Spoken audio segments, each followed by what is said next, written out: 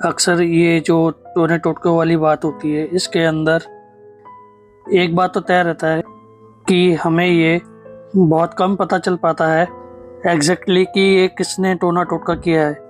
ये तो कहीं ना कहीं से पता चल ही जाता है कि ये किसने करवा रखा है, लेकिन किसने, वो 100% श्योर बहुत मुश्किल है। लेकिन आज की ये जो कहानी है, इसके अंदर पता चल चुका था कि किसने किया है, लेकिन उसके बाद भी पॉसिबिलिटीज़ बहुत कम थी। नमस्कार, जय माता दी, हर हर महादेव। स्वागत है आपका मेरे यूट्यूब चैनल पर, जहाँ से मैं फैक्ट्स, ईश्वर से जुड़े आर्टिकल्स और हॉरर इंसिडेंट्स डिस्कस करता हूँ। कहानी के माध्यम से समझाता बताता हूँ। कहानी शुरू करने से पहले मेरी एक छोटी सी रिक्वेस्ट है कि अगर आपको कहानी पसंद आती है तो अगर आपको कहानी में रुचि है तो सब्सक्राइब करिएगा। जब तक आप सपोर्ट नहीं करोगे मैं अकेला क्या ही कर पाऊँगा। अगर कहानी पसंद आती है तो लाइक भी करें। ये कहानी है रोहन की। ये घर का सबसे छोटा सदस्य है और सबका लाडला भी है। ये सिलसिला तब शुरू हुआ जब इसका 10th बर्थडे था, तो केक वगैरह कट हुआ, उसके बाद गिफ्ट्स वगैरह मिले, मगर एक ऐसा गिफ्ट भी उसको मिला जिसको देखकर काफ़ी खुश हुआ। वो था एक टेडी, गुड्डा। वो गुड्डा उसे इतना प्यारा सा लगा कि उसने अपने पास ही रख लिया, मगर वो ये नहीं जानता था कि वो गुड्डा कौन और किस कारण से लेकर आया है। रोहन उस गुड्डे से इतना आकर्षित हुआ कि उसको लेकर अपने साथ हर जगह लेके, क्या खाते हुए या सोने के टाइम, हर जगह उसको अपने साथ लेके जाता था। तो ऐसे ही एक दिन खेलते खेलते उसकी माताजी ने वो गुड्डा उसे छीन लिया और कहा, ये क्या हमेशा तू खेलता रहता है इसके साथ, पढ़ाई वढ़ाई के ध्यान नहीं है तेरा। और उसने अपनी माताजी को ऐसे घूर के देखा जैसे कि कोई भूत या प्रेत देखते हैं, और एकदम से रोहन की टोन बदल गई और उसने अपनी माँ से ये कहा, बदली हुई टोन में उसने ये कहा, खेलने नहीं देगी तो मुझे वो इसके साथ। और माताजी के हाथ से वो गुड्डा छूट गया और माताजी पत्थर की तरह वहीं जमी रही आधे घंटे तक। तो जब उसके पिताजी घर पे आते हैं तो उनकी माता बताती है कि रोहन ने ऐसा सब करा और ऐसी ऐसी आवाज़ में मुझसे बात करी। तो पिताजी इग्नोर करते हुए बोलते हैं कि ये तो नॉर्मल है, वैसे ही गुस्से में बोल दिया होगा उसका, तुमने गुड्डा छीन लिया इस चक्कर में। तो उसके पिताजी बोलते हैं कि तुम फिक्र मत करो, मैं ये गुड्डा छुपा देता हूँ कहीं। तो पिताजी ने वो गुड्डा कूलर के अंदर छुपा दिया। पुराना सा कूलर बाहर पड़ा रहता है जो, तो उसके अंदर छुपा दिया। तो ये रोहन जब घर आया तो उसने किसी से पूछा ना कुछ किया, सीधे जाके गुड्डे को कूलर में से निकाल लिया। तो माताजी घर में कंफ्यूज हो गई कि इसने इसे ढूंढ कैसे लिया।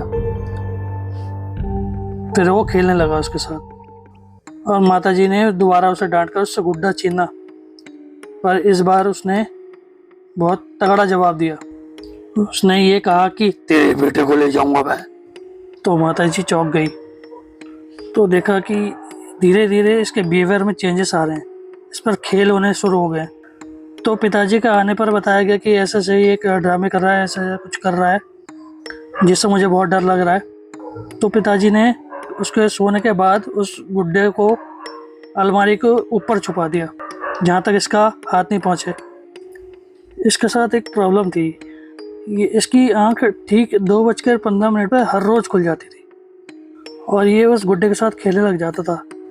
तो पिताजी को भी शक होने लगा कि ये कुछ गड़बड़ चल रहा है इसके साथ और ये रोहन अजीब व गरीब हरकतें करने लगा था घर में।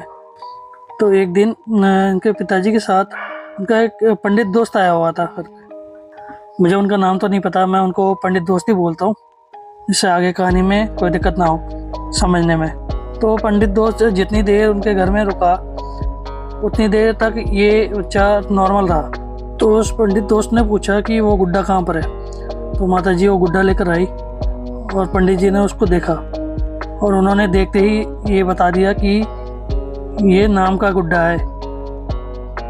जिनको भी मालूम नहीं है कि नाम का गुड्डा क्या होता है, ये किसी के नाम पर गुड्डा बना देते हैं और ये बहुत ख़तरनाक होता है। तो पंडित जी ने बोला कि मुझे आपके बेटे का पहना हुआ एक कपड़ा चाहिए। तो पिताजी ने उसका एक पहना हुआ कपड़ा 1 दिन पुराना उन पंडित जी को दे दिया और पंडित जी ने कहा कि ये गुड्डा किसी जगह गाड़ कर आओ और पीछे मुड़ के मत देखना। लेकिन वो प्रेत रोहन के साथ आ चुका था। फिर वही सब खेल घर में होने लगे और ठीक रात के 2:15 पर फिर से उसकी आंख खुली और उसने अपनी माता जी का अंगूठा ऐसे काटा था कि खून की धार उससे रुकी नहीं रही थी। आंखें एकदम लाल थी उसकी। तो पंडित जी ने बताया कि ये किसी आपके अपने ही किया है, मगर उसका नाम नहीं बताया गया। और जहाँ से ये गुड्डा आया है वहाँ से रोहन को साथ लेके जाने के लिए ही उसने उस गुड्डे को भेजा था। तो पंडित जी ने देखा कि ऐसी हालत है, तो पंडित जी ने कहा कि ये एक ही जगह ठीक हो सकता है, बालाजी के यहाँ। जिनको नहीं पता है, मेहंदीपुर बालाजी एक ऐसी जगह है जहाँ पे इन शक्तियों की कोई औकात नहीं है। तो पंडित जी ने उसको एक कागज़ की पुड़िया थी, उसको लाल कपड़ा लपेट कर उसके हाथ में बांध दिया और कहा इसको वहीं लेकर जाओ। और अगली सुबह ये लोग निकल पड़े। रास्ते में ये जो गाड़ी निकली थी ये 8 बार रुकी है और इस रोहन के अंदर जो है उसने ही रुकवाई थी। और वहाँ पहुँचने के बाद ये वहाँ पर चुप होकर बैठ गया। जो वहाँ के पंडित लोग थे उन्होंने इसके अंदर से वो प्रेत छुड़वाया और ये वहाँ पर बेहोश हो गया। फिर पंडित जी ने कहा कि आप इसे घर ले जा सकते हैं, अब दिक्कत वाली कोई बात नहीं है। और रोहन अब बिल्कुल स्वस्थ है, पढ़ाई लिखाई टाइम पर करता है और कहानी यहीं समाप्त होती है।